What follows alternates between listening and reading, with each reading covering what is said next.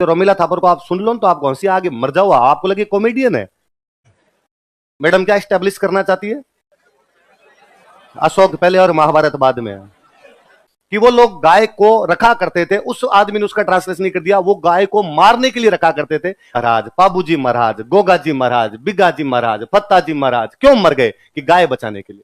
और तुम हमारी हिस्ट्री किताब में लिखते हो कि हम गाय खाते थे। तो एनसीईआरटी का रिप्लाई है कि हमारे पास कोई सोर्स नहीं, यूं ही लिखा हुआ है।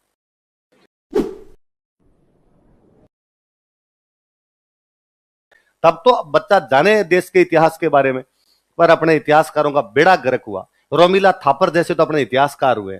अपने एक इतिहासकार है रोमिला थापर, मैंने कभी पहले बात बताई होगी। रोमिला थापर एक इतिहासकार अपने भारत की महिला है, और उसने प्राचीन भारत का इतिहास लिखा और मध्यकाल का लिखा। किस किस का लिखा? प्राचीन काल का और मध्यकाल। इतिहास लिखने के लिए प्राइमरी सोर्सेज की आवश्यकता होती है।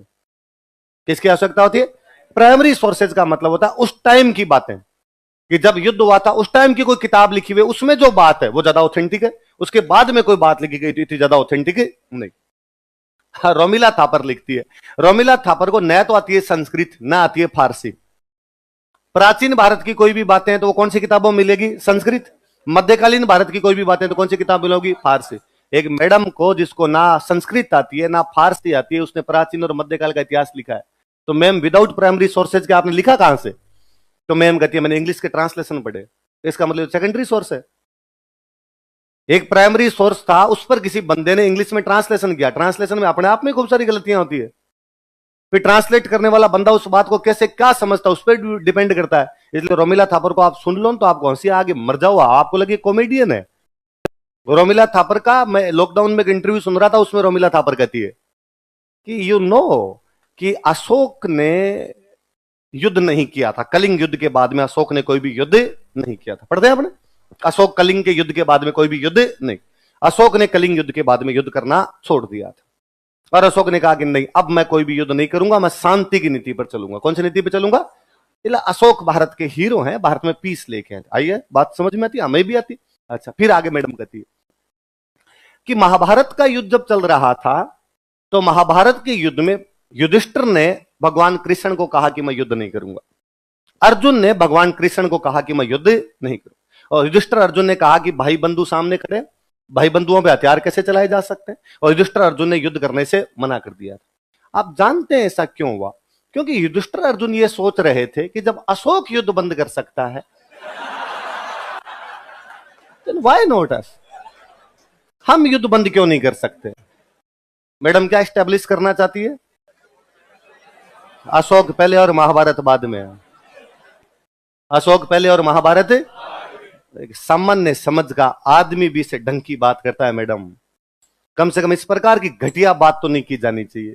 और इसलिए ऐसे लोगों ने जब हिस्ट्री लिखी तो इन्होंने बाद में लिखना शुरू किया कि भारत में तो गाय का मांस खाते थे, भारत में तो ये भी किया जाता था, वो भी किया जाता था। यहां लोक देवता पढ़ते हैं तब पढ़ते हैं कि तेजाजी महाराज, पाबूजी महाराज, गोगा जी महाराज, बिगा जी महाराज, फत्ता जी महाराज क्यों मर गए? कि गाय बचाने के लिए। और तुम हमारी हिस्ट्री किताब में लिखते हो कि हम गाय खाते थे। फिर या तो हम मूर्ख हुए जो इनको देवताओं के रूप में पूजते हैं। इनको पूजने का एकमात्र आधार यह है कि इन लोगों ने गाय बचाई थी। इसका मतलब हमारे गायों वाली बात आज दिन तक कितनी बाई ब्लड घुसी हुई है कि आज भी किसी आदमी के बारे में सुनते हो कि गाय काटता है तो हर आदमी को गुस्सा आता है। इसका मतलब कहीं ना कहीं गाय के साथ हम सेंटिमेंट से जुड़े हुए। अब ऋग्वेद की संस्कृत तुम्हें आती नहीं। ऋग्वेद का ट्रांसलेशन किया मैक्स मूलर ने। मैक्स मूलर को भी ढंग से पूरी संस्कृत नहीं आती थी, और उसने एक वाक्य लिखा हुआ जिस वाक्य का मतलब यह है कि वो लोग गाय को रखा करते थे। उस आदमी ने उसका ट्रांसलेशन नहीं कर दिया, वो गाय को मारने के लिए रखा करते थे। आपने ट्रांसलेशन लिखा और लिख दिया, और आप कब से वो झूठ झूठ झूठ झूठ बातें और पढ़ाते हो। थोड़े दिनों पहले एक कोई साइंस का बंदा था, और उस साइंस के बंदे ने, केमिस्ट्री का फिजिक्स का प्रोफेसर था, और उस बंदे ने एनसीईआरटी को एक लेटर लिखा। उसने एनसीईआरटी को लेटर लिख के कहा कि मैं हूं तो फिजिक्स का प्रोफेसर, लेकिन आजकल मैं हिस्ट्री की किताब पढ़ रहा हूं, और हिस्ट्री की किताब में आपने ये लाइन लिखी हुई है कि भारतीय गाय का मांस खाते थे। मुझे इसका सोर्स दो कि कौन सी किताब में लिखा हुआ है, पुरानी किताब में, कि भारतीय गाय का मांस खाते थे। आपने एक किताब के अंदर यह लिख रखा है कि गजनी की तरफ से जो भी अटैक हुआ करते थे, ये लोग मंदिर तोड़ने के लिए आक्रमण नहीं करते थे, बल्कि ये लोग तो वहां से धन प्राप्त करने के लिए अटैक किया करते। सोर्स दिया जाए मुझे कि कहां लिखा हुआ है कि ये मंदिर नहीं तोड़ना चाहते थे। उसने 114 ऑब्जेक्शन लगाए। एनसीईआरटी किताब में कितने ऑब्जेक्शन लगाए? कि मुझे इसके वो दिए जाएं, सोर्सेज दिए जाएं। एनसीईआरटी ने उसको रिप्लाई नहीं दिया। आरटीआई लगाई उसने, राइट टू इन्फॉर्मेशन लगाया, लेकिन एनसीईआरटी उसको जवाब नहीं देती। वो बंदा चंडीगढ़ हाईकोर्ट चला गया, उसने चंडीगढ़ हाईकोर्ट में रिट लगा दी कि एनसीईआरटी को कहा जाए कि मुझे मेरे रिप्लाई दिए जाएं। तो एनसीईआरटी का रिप्लाई है कि हमारे पास कोई सोर्स नहीं, यूं ही लिखा हुआ है। कितने सालों से आपने गलत सलत पढ़ाया रे, कितने सालों से 3 पीढ़ियां बर्बाद कर दी हमारी, कुछ भी पढ़ा पढ़ा के। इससे बुरा कुछ भी नहीं हो सकता। शैतान का काम है कि बच्चों को गलत सूचनाएं दी जानी, बच्चों को गलत जानकारियां दी जानी, और इसलिए कई इतनी मतलब आधारभूत कमजोरियां आ जाती है समाज के अंदर जिसकी कोई हद नहीं। फिर आपने वैसे ही पढ़ाना शुरू किया, हमारी तो महिलाएं अबला थी, हमारी तो महिलाओं से इतना शोषण किया जाता था। वरना आप नायिका देवी जैसी महिलाओं के बारे में पढ़ाते तो समझ में आता कि साहब शोषण का ही हो रहा है। यहां तो महिला 3 का इनका शोषण कर रही है। महिला कह रही है तुम लड़ने के लिए आओ, और इन तीनों को लड़ने के लिए जाना पड़ रहा है, तो कहीं ना कहीं उस महिला का दबदबा है ना, वरना कौन जाए किसी की तरफ से लड़ने के लिए। आप ये पढ़ाते तो हमारी महिलाएं आज भी सोचती कि हम सारी सबला है, वरना तुम लड़कियां खुद ही सारी सोच लेती हो। जब बार बार ये बात की गई कि नारी अबला है, मतलब हिंदी का लेख वहीं से शुरू होता है कि महिला तो मैं काय अबला हो, तुम सारी सबला हो, तुम सारी नायिका देवी हो। और कोई आए सामने थप्पड़ मार जाए खींच खींच के, जैसे नायिका देवी ने गोरी को पीटा था वैसे पीट पाट दिया करो, तो दोबारा रास्ता भूल जाएगा आदमी, तो कभी दोबारा आ नहीं पाएगा। भारत में अक्सर हम एक बात कहते हैं कि आजादी के बाद में भारत का बंटाधार किसने किया था? हम कहते नेता खा गए हमारे देश को, ये नेता सारे भ्रष्ट हुए, ये सारे खा गए। मुझे लगता है नेता हमारे देश के बहुत भले हुए, और नेताओं ने अपने देश को बचा के रखा है। अपने देश को खा गए इतिहासकार। इन कम्युनिस्ट इतिहासकारों ने इतना गलत सलत इतिहास पढ़ा है जिसकी हद नहीं है। बाकी सब राजाओं के पन्ने भरे हुए मिल जाएंगे आपको, मतलब गोरी पर पन्ने ज्यादा है, नायिका देवी पे नहीं है। यदि भारत का बच्चा बच्चा नायिका देवी जैसी महारानी के बारे में नहीं जानता है, काइंद्रा युद्ध के बारे में नहीं जानता, धूड़ है तुम्हारे इतिहास के ज्ञान पर। उन इतिहासकारों को उल्टा लटका के बास्ते बढ़ जानी चाहिए नीचे कि तुम हमारे साथ ऐसा कैसे कर सकते हो यार, कि हमारे काइंद्रा के युद्ध के बारे में तुम ना बताओ, हमारी नायिका देवी के बारे में तुम ना बताओ। इतिहास का सही जानकारी नहीं देने भी अपने आप में अपराध है।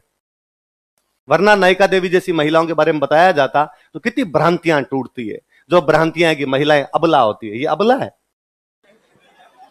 आप देखिए कि राजस्थान के राजा उसके झंडे के नीचे लड़ रहे हैं, वो नेतृत्व कर रही है और बाकी उसके अंडर के अंदर लड़ रहे हैं। इसका मतलब हमारे राजा एक महिला का नेतृत्व स्वीकार कर रहे हैं। इसका मतलब महिला यज्ञ, बुद्धिमान, वीर, पराक्रमी, जितनी भी विशेषताएं रही होगी उस महिला के अंदर रही होगी। एक महिला ने सरेंडर करने के बजाय, आत्मसमर्पण करने के बजाय लड़ना स्वीकार किया, युद्ध के मैदान में उतर कर आ गई थी।